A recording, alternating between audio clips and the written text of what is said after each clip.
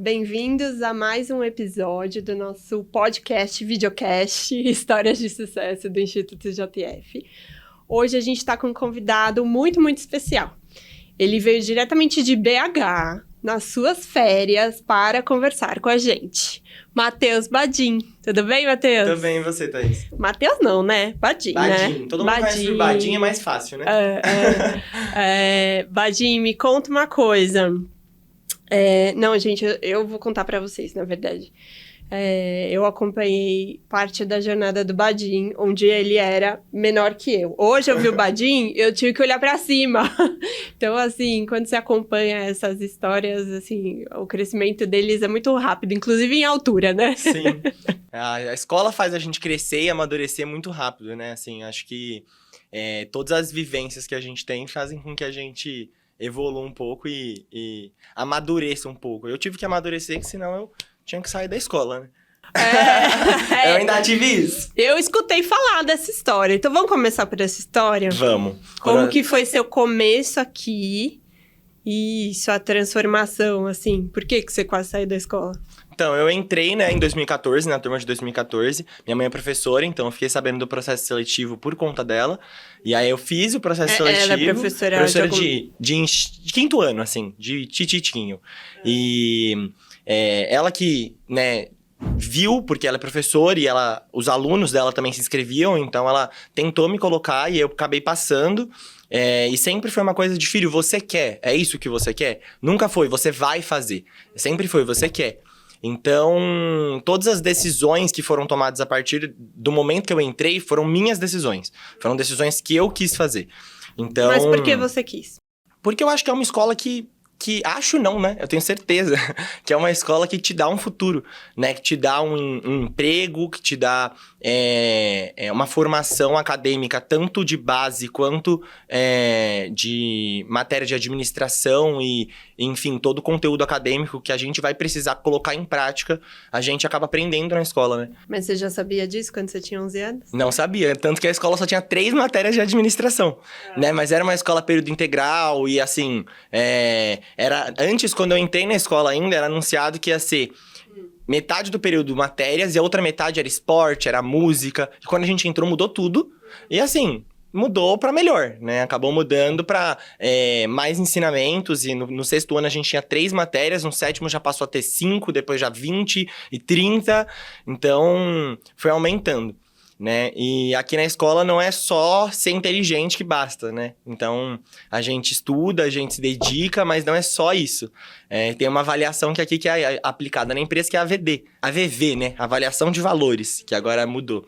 Então, a gente passa por essa avaliação também, que são dos 7 valores aí do Instituto, que é disciplina, disponibilidade, determinação, simplicidade, franqueza, atitude de dono e humildade. Então, quando você começou a fazer essa avaliação? Desde o 6º ano. Desde o 6º ano. Desde o 6º ano a gente já tinha. Antes eram os professores que avaliavam. Aí passou a ser, um semestre eram os alunos e os professores que avaliavam, e no 2º semestre, os professores. E aí a nota, ela era, claro que os professores tinham mais peso, mas do aluno também tinha peso, então era 30-70. Uhum. Então aí a gente acabava realmente sendo visto de acordo com os valores da empresa e se destacando ou não por isso. E no meu caso foi o não. Então, no 8º ano, eu tirei... A avaliação era de 0 a 5, eu tirei 1,3 em disciplina. E aí, chamaram meus pais na escola e falaram: olha, então, ele vai ser desligado da escola, né? Ele vai ser convidado a se retirar, ou ele melhora. Então, minha mãe me perguntou: você quer continuar aqui? Eu falei: quero. Ela: então ele vai melhorar. E aí, a partir daquele momento, acho que foi uma virada de chave pra mim, assim. Acho que foi um momento crucial, porque foi aí que eu acordei pro jogo também, sabe? Antes era tudo diversão, brincadeira e tudo, mas agora a gente também tá aqui pra não só brincar, se divertir, estudar, mas construir um futuro também. Então, acho que é a partir do final do 9º, né? Nossa, mas o que você fazia pra tirar uma nota tão baixa assim? Então, eu conversava muito, né? Eu sou uma pessoa que conversa muito, né? Só que agora eu aprendi a conversar pro lado do networking e não conversar pro lado do negativo. Então, antes eu conversava, atrapalhava muitos outros e acabei que fui mudando isso aos poucos. E aos poucos não, na verdade foi de uma vez. Que ou eu mudava ou eu mudava. Se no próximo trimestre eu não tivesse melhor, eu ia sair da escola. Não tinha o meio termo mais. Mas na sexta e na sétima Na também sexta estava e na com sétima essa eu tava avaliação? tranquilo. Na sexta e na sétima eu tava tranquilo. Eu acho que a avaliação ela começou a ter um pouco mais de peso no oitavo. No oitavo mesmo, assim, meu ano entraram 90, se formaram 30. Então, assim, só naquele ano eu acho que saíram 30, assim, no oitavo. O oitavo foi um ano que saiu muita gente, principalmente na avaliação dos valores. Então, foi nessa avaliação que eu também... todo mundo tava por uma corda, né? As pessoas que eles estavam cotando ali de sair realmente da escola, porque não tinha mais o perfil, não estava fazendo mais sentido, porque a partir do próximo ano a gente já ia começar a trabalhar, já ia começar realmente a adquirir uma função na empresa, né, como colaborador e não só como aluno. Então, foi nesse momento que eu acho que eles estavam fazendo realmente essa virada de bastão de, ok, quem tem perfil para trabalhar na nossa empresa, sabe? Agora, me fala uma coisa. Muitas pessoas falam, nossa, mas já tem a avaliação na escola, tal. O que você acha que essa avaliação foi importante para você e te ajudou na sua vida? Eu acho que ela vai moldando a gente de acordo com os valores da empresa, e eu acho que quando a gente entra já no mercado de trabalho, né, na empresa, a gente já tem isso de letra. Então, é algo que a gente, quando chega a avaliação de valor, não é algo que eu me preocupo, é algo que eu realmente já sei que vai dar tudo certo, porque esses valores já estão enraizados na gente, né? Acho que como a gente aprende eles dos 10 aos 17...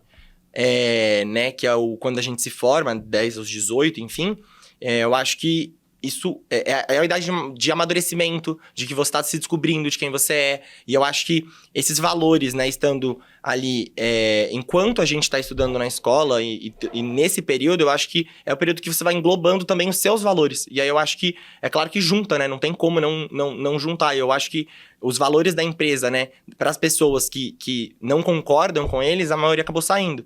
De fato, não faz sentido, porque além de não fazer sentido para você, não faz sentido para a empresa te ter também como colaborador, porque você não representa o que a empresa representa, né? Tá, então, oitavo ano da virada. Isso aí. E aí? Aí... O que você começou a fazer para ter disciplina, então? Eu prestava mais atenção na aula, eu era um pouco mais focado, eu me dispersava um pouco menos, eu nunca tive problema com nota. Nota eu sempre fui muito bem, né? Assim, uma matéria ou outra que a gente ficava um pouco mais assim, nota nunca foi um problema, era mais essa avaliação que me preocupava. Então, era mais a disciplina em si. E eu acho que era a disciplina de ser focado. Eu sempre fui uma pessoa muito dispersa, então eu acho que focar pra mim era difícil, ainda mais que a gente entrava às 7h30, saia às 5h30.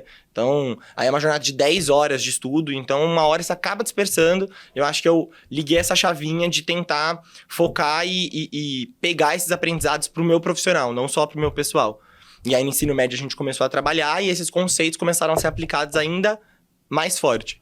Sabe? No primeiro eu trabalhei na Swift. Você acha que você, assim, evoluiu, né? Depois do feedback da VV, mas você começou a trabalhar. O que você acha que também isso mudou em você? Tudo. O primeiro ano eu acho que é um trabalho que você... a gente é líder de venda ali, né? Então eu trabalhei na Chácara Klabin, trabalhei na Vila Lobos. E eu acho que a gente aprende muito com as pessoas que estão com a gente e a gente começa a entender que aquilo não é uma brincadeira ou aquilo são a vida das pessoas, né? E eu acho que cada um que tá ali, tava ali para ganhar o seu dinheiro, para conseguir pagar as suas contas, pagar a alimentação sua, do seu filho. Então, quando você começa a entender que, tudo bem, você tá ali estagiando, mas todo mundo tá ali trabalhando e realmente fazendo algo para viver, né? Eu acho que o seu conceito de vida, eu acho que muda em alguns parâmetros, sabe? Eu acho que a sua empatia, ela existe até um certo ponto. Só que eu acho que quando você começa a trabalhar com o público, a sua empatia, ela, nossa, multiplica por 20, assim. Você começa a entender muito mais aquela pessoa que tá ali, o cobrador do ônibus, ou o lojista de qualquer loja que exista. Eu acho que você começa a entender muito mais as pessoas e o que elas passam. Eu acho que o primeiro ano foi um ano muito de aprendizado, assim, na prática, de como lidar com cliente, de como trabalhar com cliente, de como lidar em situações difíceis e de você realmente se conectar e conhecer as pessoas ali, não só pelos funcionários, né, que estão trabalhando na instituição, na JBS, e sim as pessoas que trabalham ali, né, que são elas que movem todo o negócio, né? A pessoa que está ali na linha de frente que vai fazer com que o consumidor final enxergue, o cliente enxergue a sua marca, a sua empresa e quem vocês são, né? Então, eu acho que mais importante de tudo são essas pessoas que estão ali na linha de frente. Você acha que se você não tivesse passado por essa jornada, você teria caído a ficha para a disciplina de qualquer jeito? Acho que ia demorar. Acho que em algum momento ia, porque assim, eu sou uma pessoa que quando eu coloco algo na minha cabeça, eu vou e faço dar certo. Mas eu acho que ela ia acontecer, mas aos poucos. Eu acho que se, por exemplo, tivesse ocasionado de eu sair da escola e eu fosse para uma outra escola, eu acho que minha vida seria totalmente diferente, assim, não tem nem comparações, sabe? Hoje, quem eu sou se deve muito a todos esses anos de trabalho, querendo ou não, já são 6 anos trabalhando, né? Então, é muito tempo e faz a gente criar muita maturidade, muita disciplina e acho que muito foco para as coisas, sabe? E os outros estágios, como foram? Aí no segundo ano eu fui estagiar na Seara, Alimentos Preparados. E aí eu tinha uma carteira na região central. Então eu era responsável por aquela carteira e por crescer aquela carteira. Então aumentava a quantidade de clientes. Eu acho que esse foi o primeiro contato com o trabalho que eu tenho hoje, né? Esse foi um trabalho essencial para que eu consiga executar o trabalho que eu faço hoje, que é a supervisão de vendas. Então eu supervisiono as pessoas que estavam fazendo o que eu fazia naquela época, né? No segundo ano. Então, eu acho que... Qual que você acha que foi o maior aprendizado desse estágio? Eu acho que foi lidar com os clientes mesmo. Porque aqueles clientes, eles não queriam comprar o seu produto. A gente que queria vender. Não quer dizer que o cliente quer comprar. Então, só que a gente tem a meta do mesmo jeito. A gente tem que bater do mesmo jeito. Então, algum jeito de vender a gente tem que arranjar. E o seu nominho tava em verde ou em vermelho? Em verde, conta graças aqui. a Deus. Eu e a Gabi, né, a Gabriela Mendes, que hoje é supervisora na Flora também, fomos os únicos do nosso ano que bateu meta todos os meses aí desse estágio. Então foi o estágio que eu consegui me destacar. E logo quando acabou esse estágio, fui convidado para virar gerente. Justamente, acho que por conta dessa trajetória que eu consegui ter nesse estágio. E aí eu fui convidado para ser gerente pelo Ed Carlos, da loja Lins de Vasconcelos, que era uma loja grande, assim, em questão de espaço, mas não era tão grande em questão de faturamento. Então, o meu objetivo era crescer e com a pandemia ela deslanchou de uma maneira absurda. E assim, não só ela, mas como os outros indicadores, né? Como o NPS, que a gente tem da satisfação do cliente, o ticket médio da loja. Então, acho que todas essas coisas que são movidas pelo atendimento, né? Que era o que eu prezava, principalmente na loja. Com a pandemia, você falou? Com a pandemia. Porque a pandemia, assim, a loja, ela vendia em torno de 400 mil e ela passou na pandemia a vender em torno de 800 a 1 milhão. E por então, quê? ela mais que dobrou o tamanho. As pessoas estavam preocupadas, né, em estocar realmente a comida. E aí, quando passou toda essa onda realmente do Covid, que todo mundo parou de ficar preocupado, né, e entendeu que sim, era algo sério, mas que não precisava ficar estocando comida, que não ia acabar, a loja continuou faturando 700, 800 mil. Então, a gente conseguiu manter esse faturamento, e eu acho que, principalmente por conta do atendimento. Até esse momento, qual que tinha sido o seu maior desafio, tirando esse da VV? Tirando até gerência de loja, eu acho que liderar pessoas totalmente diferentes. Né? Assim, na minha loja, eu entrei com uma equipe de 5 e eu saí com uma equipe de 10, mas eram 5 pessoas totalmente diferentes, que eram apaixonadas pela antiga gestora. Ela era, além de uma gestora, amiga deles da vida pessoal. Então, assim, todo mundo ali amava ela. E quando souberam que ela ia sair para eu entrar, tem aquele pré-julgamento. Principalmente que minha loja nunca teve um Germinari. Então, eles tiveram um Germinari que acabou não dando certo. Tanto que eu acho que ele nem seguiu no projeto, porque não deu certo ali naquela loja. Então, eles não tinham uma boa impressão. E quando eu entrei, eu quis mudar esse ponto de vista, né? E primeiro, assim, conhecer cada um deles. Porque acho que chegar falando, faz isso, faz aquilo, é fácil. Mas você realmente liderar as pessoas ali pelo entendimento do bem maior, né? Do porquê que a gente tá fazendo aquilo. Acho que além de a gente ter uma loja melhor, a gente tem colaboradores melhores e futuros gestores melhores. Então, acho que foi ganhar a confiança deles. O que eu consegui e que fez com que eu acho que a gente conseguisse evoluir nesses indicadores. E aí seguiu para um novo desafio. O que foi esse novo desafio? O que foi mais desafiante deste desafio, sendo bem redundante? Conta dessa próxima etapa, que é a que você está hoje, certo? Sim, eu fui convidado depois de 6 meses que eu estava em loja para virar supervisor em Recife. Né, que eu acabei não indo, porque eu achei que a minha loja ela não estava completa o suficiente, eu ainda não tinha feito tudo que eu gostaria de fazer, e eu não gosto de deixar trabalho mal feito, meia boca, para outras pessoas terem que resolver. Então era algo que eu queria completar, e eu achei que não era o momento. Depois de 6 meses, acabou vindo convite para ir para Belo Horizonte, que eu aceitei, que assim, foi a melhor decisão que eu já tive, porque foi ali que eu acho que eu me descobri o Matheus, descobri as coisas que ele gosta, descobri o que eu gosto de fazer, e além de tudo, estava morando numa cidade totalmente nova, conheci pessoas totalmente novas que eu vou levar pra vida, lugares totalmente novos. O que foi mais difícil nessa mudança? Acho que a adaptação de estar longe, né? De, assim, é um estado, justamente por ser um estado que eu nunca tinha ido e eu não conhecia ninguém, você não tem ninguém pra contar. Então, nossa, passei mal. Eu não tenho alguém pra ligar e falar, olha, passei mal. Então, eu acho que realmente esse primeiro começo de conhecer pessoas, que eu acho que é ao longo do tempo mesmo. Vai passando o tempo, você vai conhecendo das formas que você menos imagina, você vai conhecendo as pessoas. E eu, como sou extrovertido, eu nunca tive problema com isso. Então, eu fiz relações fáceis e depois de um ano ainda, o Felipe, né, que hoje é supervisor na Friboi, foi morar lá. A Nicole, que também já veio aqui, que hoje tá em marketing, também foi morar lá. Então, acabou que a gente, além de tudo, eu fiz amizade com 2 pessoas que estudaram na mesma época que eu, mas que eu não tinha contato algum. E o Felipe hoje é meu melhor amigo. Então, assim, a gente criou uma relação muito boa e eu acho que Belo Horizonte só me trouxe coisas boas. Além de eu estar ali com uma equipe e com os outros supervisores, meus pares e um chefe extremamente incríveis e capacitados e que me dão todo o suporte que eu preciso, que me ajudam e que me ensinam a cada dia. Eu acho que a supervisão é uma área que, se você ficar 20 anos, nos 20 anos você vai aprender coisa. Se você ficar 2 anos, nos 2 anos você vai aprender coisa. Eu acho que independente do tempo que você fique, cada ano que passa você aprende alguma coisa nova. O que você mais aprendeu? Que te marcou?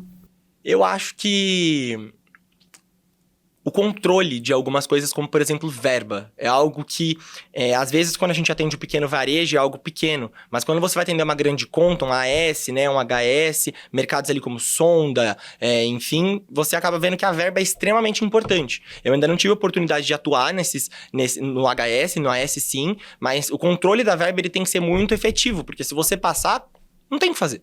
O dinheiro é sua responsabilidade, você não deveria ter passado. Independente de você ter repassado para seus colaboradores e eles passaram, quem vai responder para aquela verba é você. Então eu acho que a gente vai aprendendo a gerenciar essa verba de uma maneira melhor e mais eficiente, até para que a gente consiga atingir todos os nossos indicadores. Então a gente tem... Hoje eu, por exemplo, só gasto a minha verba com itens de mix valor e de curva C, que são os itens principais da companhia, os itens que dão mais rentabilidade. Porque se eu ficar gastando dinheiro com um item que às vezes não vai me dar tanta rentabilidade, eu vou bater uma meta, mas as outras eu não vou bater. E a disciplina? Como aí tá? ela veio deslanchando, porque eu acho que na supervisão não tem a opção de você não ter disciplina. Eu acho que os 2 principais valores que você tem que ter é disciplina e determinação. São 2 coisas que, se você não tem, você não consegue ser supervisor. Porque você precisa ser disciplinado com horário, você precisa ser disciplinado com verba, você precisa ser disciplinado com atendimento ao cliente, você precisa ser disciplinado no ponto de venda com seu vendedor, e você precisa ser determinado para atingir todos os objetivos. Que hoje, por exemplo, a gente tem 14 metas diferentes para atingir. Então, se você não tiver disciplina, você não consegue nem se organizar pra bater elas. Quanto tempo você já tá? 2 anos e meio. 2 anos e 8 meses. Tá, 2 anos e meio. Volta pro um mês anterior a Badim virar supervisor de vendas. Eu quero saber dessa fase. Porque tem muita gente que tá assistindo a gente que tá pra virar supervisor. Um período próximo vai virar supervisor. E aí tem todos os desafios e tal, frio na barriga. E os primeiros meses, volta para aquela época. Eu sei que agora, né, tudo lindo, maravilhoso, volta para aquela época. Quero saber dos principais desafios lá. Sentou na cadeira, e aí? Quando eu me mudei, assim, quando eu realmente assumi o cargo de supervisor, eu assumi uma equipe de 5 pessoas. E eu acho que o meu maior desafio ali foi liderar pessoas de longe. Porque eu sempre fui bom em liderar pessoas. Isso sempre foi algo muito enraizado em mim, sempre foi algo que eu fiz com muita facilidade. Nos trabalhos de escola, eu normalmente pegava e tocava. Quando a gente foi ter nossa formatura, eu que fui atrás das coisas. Então, eu sempre gostei desse papel de líder. Só que, quando você entra numa cadeira de supervisão, é uma liderança à distância. É uma liderança que você tem que fazer vende seus colaboradores 1, 2 vezes no máximo no mês.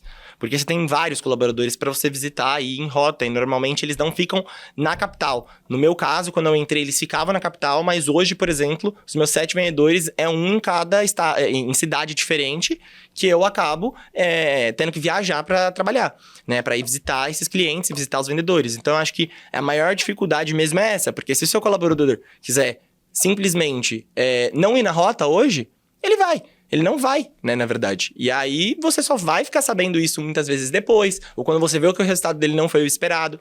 Então, é realmente você conseguir a confiança, eu acho, que dessas pessoas, mesmo de longe, e mesmo tão novo, mostrar que você é capacitado para estar ali, sabe? Que você não tá ali por acaso, e sim que você tá preparado para aquilo. Né? Então, eu acho que o suporte dos supervisores à sua volta é muito importante, porque eles já estão executando essa função há anos e eles sabem como fazer aquilo dar certo, porque senão eles não estariam ali. E eu acho que é fundamental a gente pegar eles como base e realmente pegar o melhor de cada um. Então, uma dica que eu dou, assim, pra você que tá indo virar supervisor, é realmente rode com os supervisores que estão na sua região, pegue o melhor de cada um, pegue também o pior de cada um e veja o que você não quer fazer, porque não é só de pessoas boas que a gente vai encontrar ao longo do caminho, e não seja um profissional ruim, seja um profissional bom, faça dar certo, faça funcionar, e é desafiador, né? Nem tudo depende de você, mas aquela meta é sua e é o seu nome que tá ali. Então, quem tem que dar um jeito é sim você. Pessoal, vocês viram, né? De um garoto indisciplinado que quase foi expulso da escola. Olha o talento que a gente pode ver aqui. Realmente, a frase da escola, não subestime o potencial de aprendizagem de um jovem, pra mim, assim, é muito verdadeiro. E a gente vê isso no Badin. Então, Badin, levanta, por favor, que eu quero que o pessoal te veja. Pessoal, esse é o Badin, um menino que era indisciplinado, que é um supervisor. Seu resultado tá bom? Tá ótimo. Posso perguntar pro seu gerente? Pode perguntar. Então, Badin, o que eu queria que você falasse agora pra gente? O que significa cada uma das palavras que a gente vem trabalhando no Instituto, tá? Tá bom. Conhecimento. A base de tudo, né? Eu acho que conhecimento é algo que a gente adquire com a experiência e sem a experiência. E eu acho que a Germinar, ela proporciona exatamente isso, né? A gente estuda em toda a parte teórica e aí depois a gente aprende muita coisa na prática, porque muita coisa realmente a gente só vai aprender na prática. Então, eu agora com 2 anos e meio de supervisão, digo que o que eu aprendi nesses 2 anos e meio, nossa, se eu for olhar o Matheus do primeiro dia e o Matheus de agora, são supervisores totalmente diferentes, assim. Acho que a experiência e o conhecimento, né, no caso, que a gente adquire com a experiência é muito valioso e a gente tem que usar para qualquer experiência que a gente for ter no futuro. Trabalho. Trabalho é prioridade, trabalho é essencial, trabalho é realmente atrás das coisas que você acredita. E eu acho que o trabalho te proporciona exatamente isso, né? Te proporciona viajar, te proporciona curtir a vida. E assim, eu mesmo fui viajar agora pra Colômbia, e com a minha melhor amiga, que também trabalha aqui no Instituto, a Lara. E assim, não vê ninguém na nossa cidade. Você não vê ninguém na nossa cidade conseguindo fazer uma viagem dessa que não seja com os pais, né? Então, assim, eu ter hoje a possibilidade de me sustentar por conta do trabalho e viver totalmente independente dos meus pais já há 3 anos, sem precisar pedir R$1, é muito satisfatório. Eu acho que o trabalho nos proporciona isso. Prosperidade. Prosperidade, eu acho que é colher os frutos de todo o trabalho e todo o conhecimento que a gente adquire, né? Eu acho que prosperidade é colher os frutos mesmo. E felicidade? Felicidade é família, felicidade é realizações, felicidade eu acho que é conquista. Eu acho que quando você conquista algo, seja no trabalho, seja na sua vida, eu acho que te traz essa felicidade. Eu acho que é ela que sustenta a gente dia a dia, né? Ela que nos motiva. Então eu acho que felicidade é a base de tudo da sua vida. Eu acho que se você não for feliz, você precisa achar algum meio de ser feliz, porque essa vida é essa vida só e é essa vida que você tem para aproveitar e para ser feliz. E você foi feliz nessa jornada? Muito feliz. Eu acho que, assim, esses 3 anos, né, que eu tô longe, são muito desafiadores, mas você se descobre como pessoa, você se descobre como profissional e você vai se descobrir passando por tudo isso sozinho, né? Algo que eu não tô acostumado a ficar, porque eu sou uma pessoa que fala pra caramba. Então também foi um aprendizado, né? Aprendizado demais. Aprendi a ser feliz com a minha própria companhia, sabe? Eu acho que isso é muito valioso, porque nesse mundo a gente nasce e vai morrer sozinho. Então, você ser feliz com a sua própria companhia e você gostar da sua própria companhia, eu acho que é essencial e eu tenho certeza que ir para Belo Horizonte me proporcionou isso. E hoje, assim, Belo Horizonte tem meu coração inteiro. Que cidade maravilhosa. E aí, sua história é ou não de sucesso? Com certeza. Então, Badin, obrigada. Obrigada por você ter vindo aqui. Ele veio das férias dele pra São Paulo, tá de férias aqui, se divertindo com a gente, contando sua história. Obrigada, Badin. Eu que agradeço, Thaís. Pessoal, então essa foi a história do Badin. Eu fico por aqui. Até as próximas.